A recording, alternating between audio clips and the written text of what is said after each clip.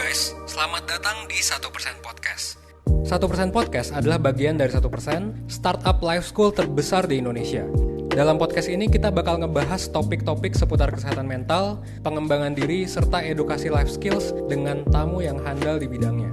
Kami ingin kamu untuk bisa mendapatkan insight baru dan berkembang seenggaknya 1% setiap harinya. So that's all, enjoy 1% Podcast untuk hidup seutuhnya.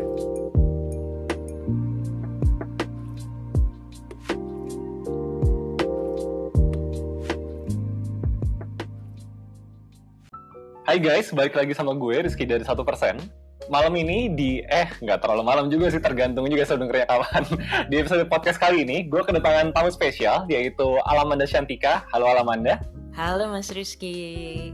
Jadi buat kalian yang berkecimpung di dunia tech startup ya, pasti nama Alamanda tuh udah cukup familiar. Dia adalah founder dari Binar Academy. Experience-nya sebelum di Binar tuh udah banyak banget.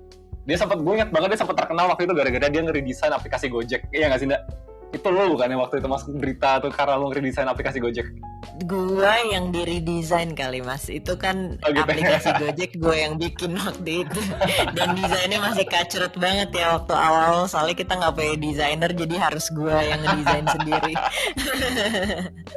Iya tuh masa-masa inilah guys, masa-masa startup baru berdiri. Kalian kalau pernah lihat episode 1% setahun yang lalu juga warnanya cuma 2 warna, 3, hitam, kuning, putih, nggak ada yang lain. Oke, hari ini kita bakal bahas topik yang menurut gue cukup menarik, yaitu kita mau bahas mengenai generalis atau spesialis. Jadi gini ceritanya, sebagian dari kita itu tuh kadang-kadang mikir bahwa gue tuh harus tahu gue tuh bakatnya di mana dan gue akan jalanin itu, karena itu bakal jadi tujuan hidup gue, bakal jadi platform buat karir gue.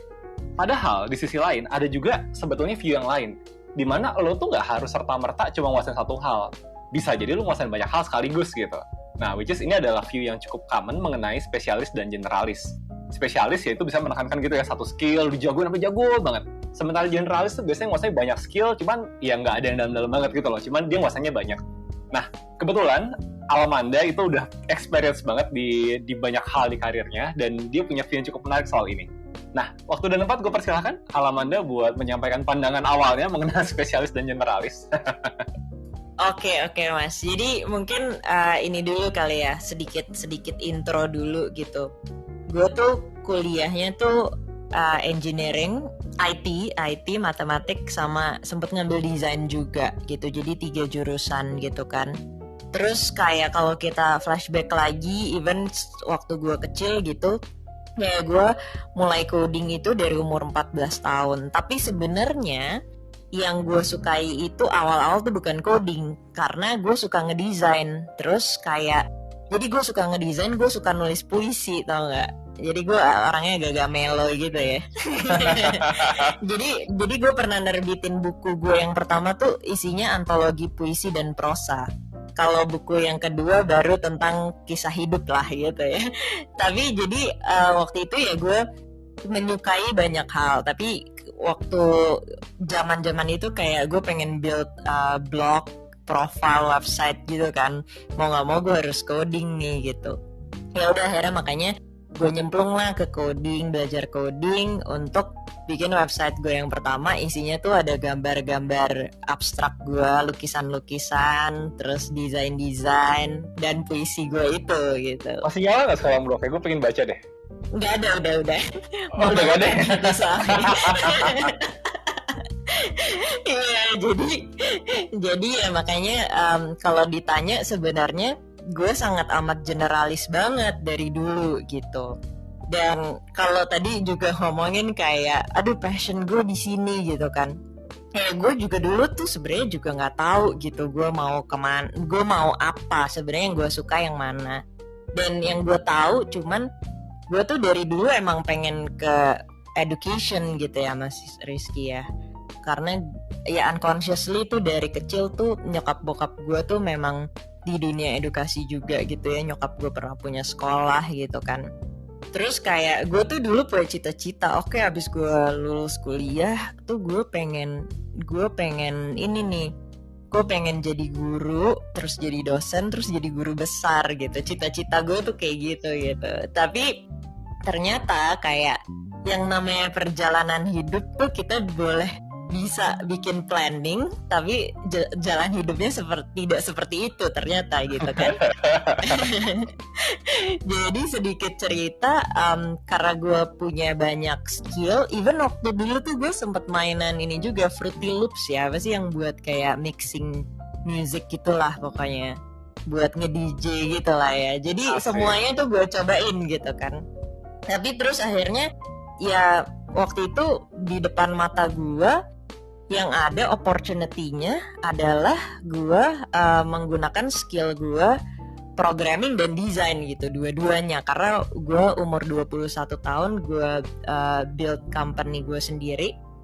Dan disitulah akhirnya itu company gue itu tuh kayak provide bikin website lah untuk brand lokal saat itu tahun 2009 ya, kayaknya masih belum ada tuh tools yang canggih-canggih lah gitu, local brand fashion Indonesia lah gitu. Nah jadi di situ akhirnya gue menggunakan dua skill gue itu, jadi gue nggak bisa dibilang juga sebagai spesialis gitu, karena mau nggak mau gue harus menggunakan itu karena waktu itu gue belum punya tim sama sekali. Jadi mulai dari situ lah akhirnya gue build tim gitu kan, ada desainernya, ada programmernya, software engineer-nya gitu. Tapi terus abis gue bikin perusahaan itu kan gue bukan pindah ya, kayak gue memutuskan untuk kerja sama orang. Karena waktu itu gue masih umur 21 tahun, kayak wah gila gue masih muda banget, kayak gue butuh belajar nih sama orang lain. Akhirnya gue apply lah ke sebuah company. Yang company ini tuh bos gue tuh baru pulang dari Silicon Valley.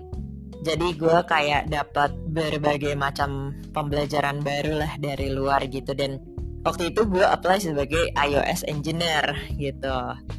Nah tapi terus pindah lagi gitu kan. Gue ngerasa bosen tuh waktu itu, kayak gila kayaknya engineering is not my passion gitu kan. Bentar, ini tahun berapa lo jadi iOS engineer? 2011 kayaknya deh. 2010. Oh itu belum Swift ya? Masih objektif sih ya? Masih ya, betul objektif sih. 2000 hardcore juga codingan lo. lumayan hardcore sih ya. Terus kayak tapi gue bisa bilang itu kan, walaupun gue kayak lumayan hardcore gitu codingnya, tapi kayak gue bisa bilang kayak gue bosen lah gitu. Terus gue pindah lah ke desain. Pokoknya karir gue tuh pindah-pindah terus gitu. Dan sampai di satu titik kayak waktu di Barry Benka gitu, kayak gue apply jadi UI UX designer, tapi terus begitu tech lead-nya cabut, gue disuruh nge-lead tim tech juga gitu. Nah sampai ya akhirnya mengerucutkan gue itu ke produk lah gitu. Waktu gue di Gojek, tadi kan kita sempat nyebut ya desain awal-awal Gojek itu, karena gue nggak punya orang sama sekali. Orang tim gue tuh cuman berempat, cuman dikasih Nadine tuh 4 orang doang tuh yang ngerjain app Gojek. Ada 7 aplikasi waktu itu awal kita bikin ya, termasuk driver app, consumer app-nya iOS, Android dan lain-lain. Dan akhirnya ya mau nggak mau waktu itu karena kita nggak punya desainer, jadi ya udah gue juga ngedesain juga sambil gue nge-manage timnya juga gitu kan, semuanya lah gitu. Jadi kalau dilihat dari perjalanan hidup gue sangat amat generalis sebenarnya.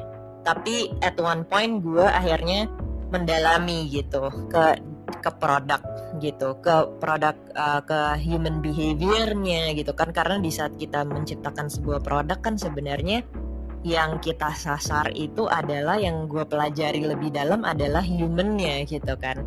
Bagaimana manusia itu berinteraksi dengan produk gue gitu.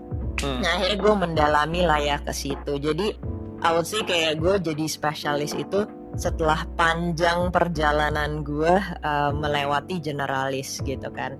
Tapi yang gue rasakan ya gitu, yang gue rasakan memang ada pros and cons ya. Of course waktu jadi generalis itu gue bisa melihat dari berbagai banyak sisi gitu. Kayak misalnya pas gue mau ngedesain, karena gue tahu best practice-nya orang coding itu kayak gimana, dan yang sangat amat maksudnya gimana caranya membuat desain yang bagus, yang UX-nya oke, tapi juga mengikuti. Tapi engineer lu gak marah-marah gitu? Iya betul, effortnya tuh gak banyak gitu. Kasarnya gitu aja gampangnya, engineer gue gak marah-marah gitu kan.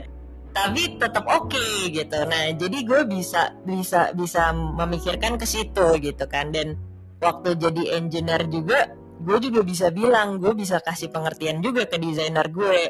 Ini loh best practice-nya kita yang paling mudah untuk kita seperti ini, yang juga bagus untuk customer seperti apa ya gitu kan. Jadi punya apa ya, broad mindset gitu tuh enak, karena kita jadi bisa merasakan tempat orang lain gitu.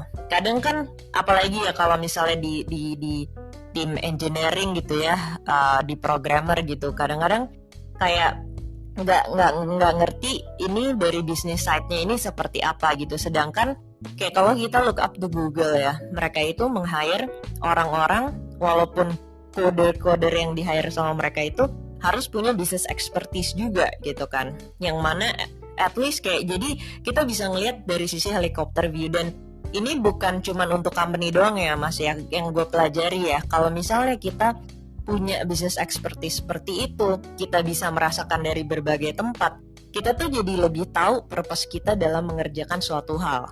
Dan di saat kita tahu purpose kita, objectives kita, apa sih, maksudnya ada hal kecil yang kita kerjakan tapi ternyata berimpact besar buat orang lain gitu kan, itu jadi kerjanya tuh juga lebih semangat gitu. Nah, kalau kita punya broad perspektif tentang itu tuh jadi lebih baik juga buat kita gitu. Dan kalau gue ngomongin sekarang ya, masa-masa sekarang, kayak gue sebagai employer, gue sebagai CEO deh gitu ya, sekarang di Binar dan waktu di Gojek. Lah, boleh gue potong bentar?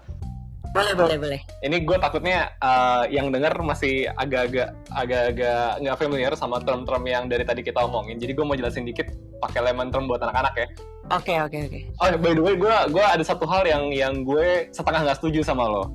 Tadi kan lo bilang lo sekarang spesialis di produk ya. Tapi kalau menurut gue sendiri ya, kalau lo pengen excel di produk, lo harus jadi generalis nggak sih? Kayak lo ya tadi kan, ketika lo bisa jadi excel banget di produk, ketika lo ngerti engineering, ketika lo ngerti desain, ketika lo ngerti gimana cara empathize sama customer, kan gitu sebetulnya. Betul. Emang harus multi talent kan? Iya, tapi mungkin itu lebih kepada innovation di dalam produk kali ya Mas ya. Lebih kayak itu yang tadi gue sebutin, kayak mempelajari human behavior-nya. Memang orang produk itu kan, kalau kita ngomongin product management sama product innovation mungkin dua hal yang berbeda kali ya. Kalau product management memang memanage banyak stakeholder gitu, jadi harus tahu di berbagai macam tempat gitu. Tapi orang produk kadang-kadang kan juga harus memikirkan kayak apa product innovation-nya itu gitu. Jadi mungkin lebih ke sana mungkin yang gue maksud gitu. Bentar, gue mau jelasin bentar. Gue jelasin bentar ke anak-anak ya. Jadi gini guys, buat kalian yang belum mudeng, jadi kalau di sebuah perusahaan tech zaman sekarang gitu ya, itu selalu ada beberapa divisi. Jadi semua aplikasi yang kalian pakai, yang kalian download segala macam, itu sebenarnya hasil kerjasama dari banyak banget part di dalam perusahaan. Yang paling jelas, paling gampang adalah UI UX gitu ya. Lo tau lah, UI UX adalah orang yang bikin gimana caranya tuh aplikasi enak dilihat sama enak dipakai. UI itu ngomongin aplikasi enak dilihat, UX itu gimana aplikasi enak dipakai. UI itu ngedesain, kemudian kalau UX itu adalah ngomongin penempatan, ini harusnya flow-nya kemana, habis dari sini kemana, itu yang pertama. Yang kedua adalah engineering adalah orang-orang yang actually melakukan yang namanya programming itu kalau kalian pernah familiar, ada bahasa pemrograman macam-macam, ada mulai dari HTML, PHP, Java, Python, dan kawan-kawan. Itu skillnya adalah tech, lo actually belajar kuliahnya mungkin kuliah IT atau lo ambil kursus coding gimana gitu, termasuk di Binar Academy, itu ngomongin engineering. Terus ada namanya anak produk. Anak produk itu adalah orang yang bertanggung jawab terhadap apa yang mau di-deliver ke customer. Jadi tadi tuh si Alamanda sempat mention dikit, ada innovation, ada management gitu kan. Jadi dari customer nih, misalkan lo bayangin satu aplikasi yang lo suka gitu, apa gitu. Nah, anak produk itu kerjanya adalah mikir, ini berikutnya supaya customer gue lebih sering make, lebih seneng makainya, itu mesti diapain tuh. Itu banyak banget yang bisa diotak-atik. Atau mungkin tag-nya di-improve supaya dia lebih smooth, atau desainnya dirubah, atau apa. Jadi kerjanya adalah empathize sama customer. Empathize itu apa ya? Berusaha mengerti customer itu sebetulnya butuhnya apa, senang pakai fiturnya gimana, segala macam, di cross sama kebutuhan bisnis. Kita pengennya ngapain nih? Oh, kita pengen customer lebih sering buka gitu. Oke, gimana cara supaya customer tetap lebih sering buka, tapi mereka juga nggak marah-marah gitu bukanya. Gitu, kurang lebih gitu. Dan that's why tadi Alamanda juga sempat mention, dan gue juga sempat cerita sedikit, bahwa ketika lu jadi anak produk emang itu sebetulnya cross function gitu. Jadi banyak hal yang dikawinin jadi satu, mulai dari tech-nya, terus dari desainnya, terus dari riset ke customer-nya, dari kebutuhan bisnisnya dan lain-lain. Gitu guys. Dan gue nggak tahu sih Nda, tapi setahu gue si tim produk ini tuh nggak ada ini nggak sih, nggak ada jurusan yang ngajarin nggak sih sebetulnya di universitas? Sayangnya gue belum melihat ada spesifik ke situ sih Mas di Indonesia ya. Iya. Nah, jadi gitu guys, itu adalah pekerjaan yang sangat menarik. Gue sendiri, background gue juga dari produk. Cuman ya memang gitu, karena kagak ada di kampus manapun yang ngajarin ya. Jadi this is something yang actually lo kalau mau jadi anak produk ya lo belajarnya sambil kerja gitu. Lo masuk divisi mana gitu. Di Binar ada Mas. Oh, di Binar ada. Lo bisa langsung belajar di Binar. Betul sekali. Tinggal download apps kita. Tinggal cari di Play Store Binar Academy, di situ nanti bisa belajar lebih lanjut tentang produk gitu. Nah, tuh. Itu menurut gue pekerjaan yang menarik sekali. Gue sebagai gue juga generalis dan bekas anak produk, gue sih sangat rekomen buat kalian yang pingin mengeksplor banyak hal, cobain deh belajar soal produk di Binar bisa. Oke, lanjut Mbak, silakan. Mantap. Iya Mas Rizky, thank you banget penjelasannya Mas Rizky. Biar lebih pada ngerti ya. Kadang-kadang kalau kita ngomong suka bahasa planet gitu ya. Oke, tadi sampai mana ya? Tadi sampai kita ngomongin sampai sekarang sebagai CEO atau employer gitu, lebih memandangnya kayak kita itu kan makin lama nih perubahan makin cepat banget nggak sih Mas Rizky? Kayak sekarang tuh kayak even barusan aja kita kedatangan Clubhouse gitu kan, new social media gitu kan. Terus kayak tiba-tiba kayak biar kita nggak kerasa berubah juga kan, dari yang dulu buka Instagram, YouTube, sekarang bukanya Clubhouse, nimbrung sama orang lagi ngomong gitu-gitu kan.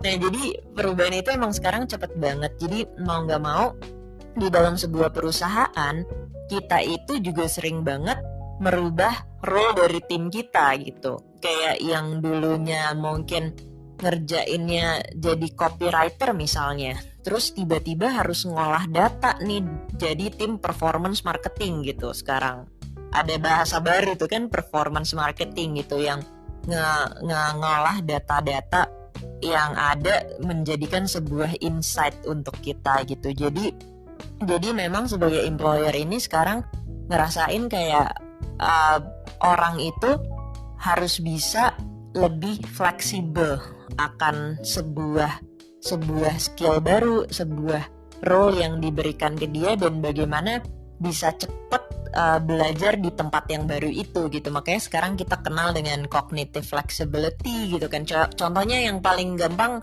mungkin Ernest Prakasa gitu ya.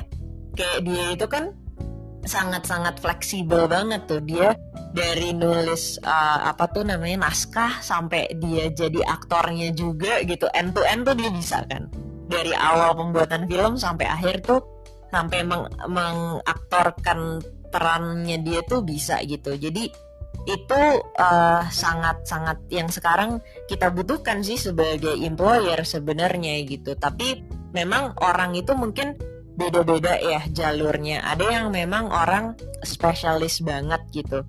Kayak contohnya di engineering kita itu kan memang ada orang-orang yang dulu itu kayak di Oracle gitu ya, di tech company yang giant gitu kan, memang kan ada jalur spesialis dan jalur manajerial tuh khusus untuk teknologi timnya gitu kan. Nah jalur spesialis ini memang mungkin kayak banyak software engineer itu yang gak bisa banyak memanage orang gitu ya. Tapi di zaman sekarang sebagai software engineer aja gitu ya, sebagai programmer aja itu harus juga bisa berkomunikasi dengan baik ke orang lain gitu kan.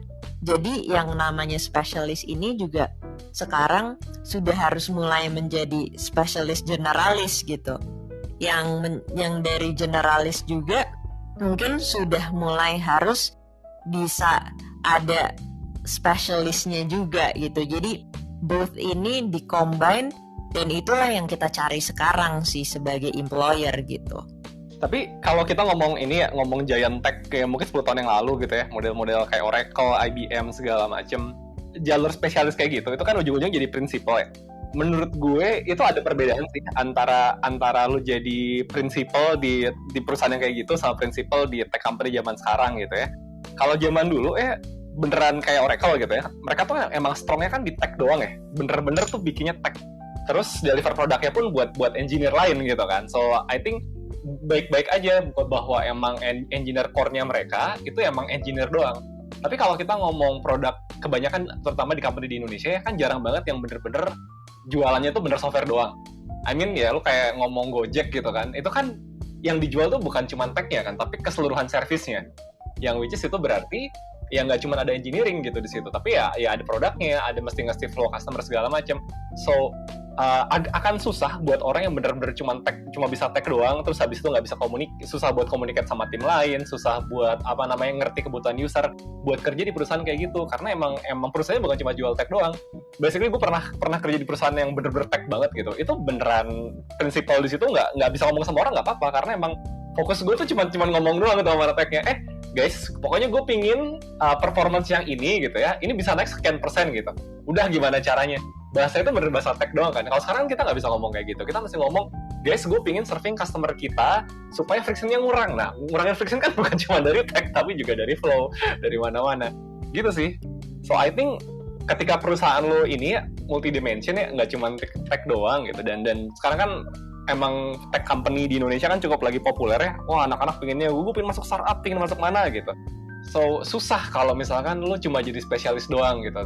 Tetap meski mau jadi spesialis, tetap lo harus nguasain paling nggak kulit-kulitnya lah dari beberapa hal lain. Jadi engineer pun tetap harus bisa ngerti desain gitu.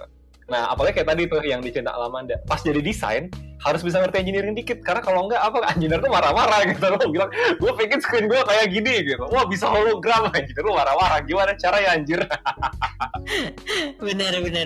Dan ini juga gue selalu ngasih ini ke teman-teman di tech sih mas, kayak kita sekarang tech itu kebanyakan kita menjadi enabler kan sebenarnya. Kayak contohnya Tokopedia gitu ya, dia itu kan yang diurusin sebenarnya kan UMKM, Gojek yang diurusin sebenarnya kan tukang ojek gitu kan. Jadi kalau misalnya kita kayak dulu waktu gue di Gojek gitu ya, gue banyak banget ngobrol sama tukang ojek walaupun orang tech ya. Gue benar-benar duduk seminggu sekali tuh pasti bisa temuin gue di pangkalan ojek gitu untuk ngobrol sama mereka gitu kan. Jadi memang kita tuh teknologi tuh kadang-kadang banyak juga yang mau membuat startup teknologi fokusnya banyak banget di teknologinya, padahal ya teknologi startup itu tetap punya bisnis di tempat yang lain gitu kan. Kayak dan sebagai orang teknologi juga kita itu bisa menjadi value add untuk teman-teman di industri yang lain gitu. Kayak dulu waktu gue tuh sebenarnya masuk awal tuh bukan ke tech ya, yang tadi gue ceritain perusahaan gue yang pertama gitu, itu karena gue banyak main sama orang fashion. Gue tuh dulu jadi miminnya di Kaskus ya, kita punya community namanya Denim Hats. Jadi zaman anak-anak main denim tuh gue jadi momot Denim Hats tuh dulu di Kaskus gitu kan.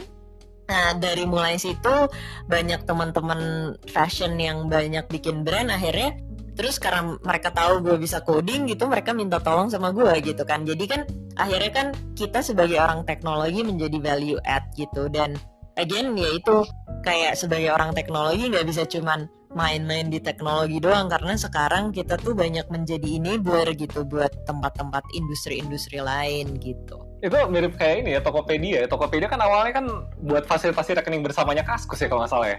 Iya. benar. Iya sih kayak gitu. Oke.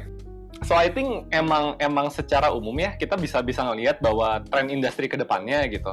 Apalagi dengan pergerakan yang sangat cepat, kayaknya susah sih bahwa orang tuh cuma jadi spesialis doang kemudian bisa maju banyak gitu. Karena ya tadi kan segala sesuatu apa yang relevan sekarang bisa jadi tidak relevan dalam waktu sekian tahun ke depan.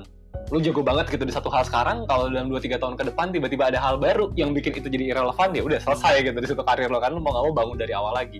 So I think di era industri kayak gini ya, terutama kalau lo mau berkecimpung di industri-industri yang lagi hype banget, bukan ya kalau misalkan lo kerja di PNS gitu, atau di perusahaan besar yang emang bertahun-tahun hidup begitu-gitu aja gitu kan, suka nggak suka lo harus masukin ada faktor generalis sih dalam diri lo, ya nggak sih? Bener banget. Oke, terus kalau kita ngeliat kayak gitu ya, antara generalis sama spesialis gitu, menurut lo, buat anak-anak di luar sana gitu ya, yang mungkin sekarang masih SMA, masih kuliah, gimana sih cara menyiapkan diri gitu untuk bisa jadi seorang generalis sekaligus spesialis? Kan tadi kan lo ngomong kalau bisa hybrid gitu di antara keduanya. Bisa jadi spesialis sekaligus generalis yang ideal buat di dunia industri ke depannya. Iya.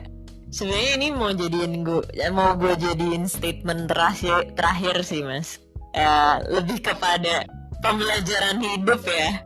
Lebih kayak pembelajaran hidup gitu. Kadang-kadang kita juga nggak boleh terlalu ngoyo juga, kayak memaksakan oke, hidup kita harus kayak gini gitu kan. Karena kayak tadi yang gue ceritain gitu, gue bisa punya cita-cita, bisa punya plan, tapi akhirnya yang ada di depan gue itu beda gitu kan jalannya kan. Yang waktu itu gue cuman pikirkan adalah ada opportunity apa di depan gue, dan bagaimana gue bisa menggunakan opportunity ini untuk gue bisa berkembang gitu. Kayak waktu di Kartuku gitu, waktu gue kerja di Kartuku, gue masuk sebagai software engineer, tapi terus tiba-tiba Kartuku tuh, jadi Kartuku itu teman-teman kalau misalnya bayar pakai GoPay atau EDC gitu, itu EDC mesinnya itu adalah Kartuku tuh yang bikin tuh. Gesek kartu di mana, di toko-toko lah gitu ya. Nah jadi karena itu kan kalau mesin itu tuh kan nggak ada ya kayak button di handphone gitu lah ya. Jadi dulu nggak ada desainernya. Nah terus tiba-tiba kayak Kartuku mau bikin mobile POS namanya. Jadi buat kasir tapi pakai tablet gitu. Nah tiba-tiba kan butuh UI UX designer kan. Terus akhirnya gue bilang ke bos gue gitu kayak gue aja deh coba yang explore jadi UI UX designernya gitu. Yang ada di pikiran gue adalah bagaimana gue itu bisa selalu mendapatkan pembelajaran baru dari sesuatu gitu. Jadi gue punya hashtag nabung experience gitu. Jadi pikiran kita tuh bukan cuman berkutat pada kalau misalnya kerja di satu tempat nanti kayak oke, gue udah ada di field ini, gue terus aja deh di sini. Tapi di saat kita bekerja di suatu tempat tuh banyak banget hal yang sebenarnya kita bisa pelajari. Dan kalau misalnya kita datang gitu ke bos kita untuk kayak gue mau explore tempat lain dong gitu, mudah-mudahan dapat leader yang juga enak gitu ya, itu it will be great gitu. Kayak waktu gue di Gojek, gue dulu punya personal assistant kan di sana kan. Terus si PA gue ini lulusan psikologi UI. Terus tiba-tiba dia 3 bulan kerja jadi PA.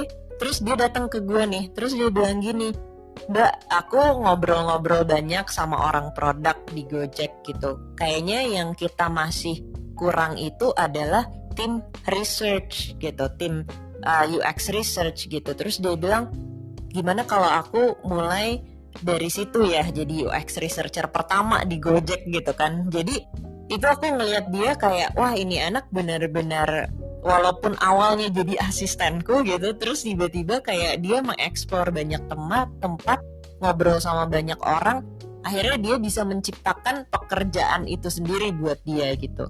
Jadi pesan gue sih sebenarnya kayak hidup itu tuh sebuah proses ya yang gak akan ada hentinya. Dan kayak kita mungkin bisa punya plan tapi coba aja dulu jalanin. Kadang kita juga suka mikir banyak hal kan, kayak aduh gue harus jadi generalis atau spesialis ya. Malah kebanyakan mikir, malah kayak kita gak maju-maju gitu. Sama kayak the notion of what is your passion gitu kan. Kadang-kadang kayak gue sendiri dulu juga nggak tahu passion gue apa sebenarnya gitu kan. Kayak kalau dipaksa terus mikirin, oke, kayak passion gue ini, kayak kalau gue punya passion ini gue nggak bisa ada di sini deh gitu. Akhirnya jadi kebanyakan mikir, malah jadi kita stuck gitu. Jadi jalanin aja dulu gitu kan, nanti kita ngeliat gitu. Memang kita sekarang udah tahu gitu, untuk survive di dunia yang sekarang ini kita harus bisa lebih generalis. Apalagi dengan hal seperti itu, jadi kita harus bisa mengeksplor lebih banyak hal lagi gitu kan. Tapi ya selalu ingatlah kayak tempat kamu berada sekarang tuh gak pernah salah gitu. Pasti ada reasonnya kamu ada di tempat sekarang, dan sekarang gimana kita terus berproses aja sih gitu sih Mas. Jadi kalau gue coba simpulkan ya, sebetulnya yang paling penting sekarang itu berarti adalah kemampuan buat beradaptasi ya. Betul banget, yes. Dengan ngelihat tadi ya, dengan ngelihat bahwa apa namanya, lu punya plan apa, tapi bisa aja kondisi di depan lu justru ngasih lu kesempatan yang lain gitu ya. So the most important thing adalah being adaptable aja. Jadi kayak lu harus bisa adapt sama apa yang ada di depan lu, which is itu membutuhkan beberapa skill. Kayak gimana cara lu bisa adaptable? Yang pertama adalah ya lu harus bisa belajar dengan cepat. Kalau misalkan lu kebanyakan mikir gitu ya, wah ini belajarnya lama. Berarti salah. Kemampuan pertama adalah bikin decision gitu. Kalau lu kelamaan overthinking gitu, mikir, wah ini gimana caranya ya, gini-gini segala macam gitu. Wah lu keburu kemakan zaman, men. Itu hal pertama. Terus hal yang kedua berarti adalah quick action. Yang kedua adalah lu harus bisa belajar. Belajar apapun. Kalau misalkan lu nggak bisa belajar hal baru gitu kan, ya susah juga. Nanti ketika lu kemakan zaman, terlambat lah semuanya. Sama yang terakhir adalah being open mind aja. Kayak bahwa apa yang selama ini lu tahu, bisa jadi suatu saat tidak lagi relevan. Bisa jadi ada hal baru. Kalau tetap stick dengan apa yang selama ini lu tahu gitu kan, kemudian tapi lu bekerja dan lu hidup di sebuah environment yang pace-nya cukup cepat, ya udah lu bisa kemakan zaman. 3 itu sih sebetulnya yang kayaknya perlu banget dikuasain sama temen-temen kalau pingin survive dan juga sukses di industri yang kayak sekarang yang serba cepat gitu. Iya, benar banget. Kayak kan orang banyak yang bilang kita harus punya growth mindset gitu ya. Sebenarnya growth mindset yang paling mudah dengan cara yang Mas Rizky tadi sebutin yang nomor 3 gitu, yaitu open mind kan. Kadang-kadang kita udah mikir kayak, oh gue bisa nih di sini gitu, tapi ternyata kita harus unlearn ya kan, baru kita relearn gitu. Betul. Oke, by the way, barusan Alamanda ngomong hal yang menarik banget mengenai unlearn. So basically, salah di ini ya, di psikologi pembelajaran ya, salah satu komponen paling penting dari pembelajaran di usia dewasa adalah kemampuan buat unlearn. Artinya, lu menghapuskan apa yang sudah pernah lu pelajari. Nah, kenapa? Karena ketika lu masih kecil gitu, kemampuan unlearn tuh nggak ada sebetulnya. Otak lu tuh nggak bisa unlearn. Kalau udah belajar sesuatu pas masih kecil sampai lu remaja gitu kan, susah buat melupakan itu.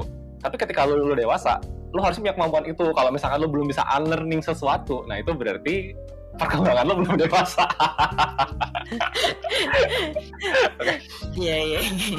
So, gitu sih, it's important buat unlearn sih, karena dengan lo melupakan sesuatu yang sudah tidak lagi relevan, dengan lo melepaskan bahwa ada hal yang tadinya udah lu tabung, lu pupuk di dalam diri lo, oh ini sudah tidak lagi relevan buat gue harus buka lembaran baru dalam hidup gue. Nah dari situ lo bisa berkembang dan tetap relevan sama zaman gitu. Iya, kadang itu jadi trap kita ya, maksudnya jadi jebakan kita sih sebenarnya ya, untuk kayak ngerasa paling tahu akan segala macam hal gitu. Akhirnya itu tadi nggak bisa open mind gitu. Oke, udah cukup panjang juga. Mungkin sudah waktunya ditutup podcastnya. Dari Alamanda ada pesan-pesan terakhir buat teman-teman yang dengerin? Iya, tadi sih mengamplify aja, kayak benar-benar ini berhubungan sama buku gue yang kedua, itu judulnya Purpose, Living in the Process gitu, buku gue yang kedua tuh Mas. Jadi memang benar-benar kayak teman-teman tuh mungkin suka ngerasa gitu kayak, aduh kok gue masih gini-gini aja gitu. Tapi selalu ingat bahwa hidup itu benar-benar emang sebuah proses lah yang gak akan ada hentinya, dan tempat kamu sekarang tuh nggak akan pernah salah gitu. Kayak kalau gue sering ditanyain kan sama jurnalis gitu, kayak kalau gue bisa memutarbalikan waktu gue ke umur gue 17 tahun gitu, apa yang pengen gue tahu di sana gitu. Gue selalu jawab kayak nggak ada, gue tidak pernah menyesal dengan apa yang sudah gue lewati, karena semua yang gue lewati itu ada pembelajarannya selalu gitu kan. Dan kalau kita mikir kayak sekarang, oh tempat gue salah nih, kayaknya kok teman-teman gue udah begini, gue belum begini gitu kan. Banyak banget kan teman-teman yang suka mikir kayak gitu kan. Ya selalu ingat kayak nggak, tempat kalian sekarang tuh nggak ada yang salah. Dan kalau lagi mikir kayak gitu tuh semua orang tuh pun juga sedang berproses dalam hidupnya. Gue pun juga masih sering kayak anxiety, masih sering stres gitu kan. Jadi buat gue kayak di saat kita sudah, kalau kita udah nggak punya rasa itu lagi tuh artinya justru kita udah berhenti hidup sih. Jadi ya jadi kayak ya terus berproses lah, dan jangan ngerasa kayak kita salah gitu. Accept yourself gitu, dan selalu bersyukur, dan ya hidup kita itu justru adalah inspirasi terbesar buat kita sendiri sih sebenarnya gitu. Oke, gue suka banget sih judul buku lo tadi, Living the Process. Itu judulnya atau temanya? Judulnya Purpose, subtitlenya Living in the Process. Gue suka banget sih Living in the Process. Itu kayak ya emang gitu kan, hidup itu proses gitu kan. Selama lu masih ada di dunia ini, masih bernafas gitu kan, belum berhenti gitu perjalanannya. Jadi ya lu mau setua apapun ya selalu ada hal baru buat dipelajari. I mean, ya sekarang kita nggak usah ngomong manusia deh, lu ngomong kayak Wikipedia aja, itu kan tiap hari ada aja halaman nambah kan, karena selalu ada hal baru di dunia ini. Kayak ya udah, jangan berhenti belajar gitu kan. Terus tadi yang lu ngomong, kalau ditanya apa lagi yang lu pengen pelajari in case lu bisa balik ke usia sebelumnya gitu, itu menarik sih sebetulnya. Jadi salah satu tanda bahwa ketika kita sudah bisa mencintai diri sepenuhnya. Mencintai diri itu artinya ya nggak artinya lo bisa menerima diri lo bisa menerima hidup lo, dan lo bisa actually bahagia sama hidup lo sekarang. Adalah kalau ditanya apa sih yang lo sesali di masa lalu, jawabannya adalah nggak ada. Karena seburuk apapun pengalaman di masa lalu itu bawa lo ke hidup lo sekarang, dan kalau lo bahagia sama hidup lo sekarang, ya udah apa yang perlu disesali gitu kan. Gitu sih. Betul banget Mas Rizky. Gitu guys. Terima kasih banget buat Alamanda, menarik banget podcastnya. Maaf kalau teman-teman podcastnya agak panjang karena lumayan seru hari ini. Ya udah, sekian dulu dari gue Rizky dari 1%. Saya Alamanda Shantika dari Binar Academy. Bye. Thank you Mas Rizky. Thank you Alamanda.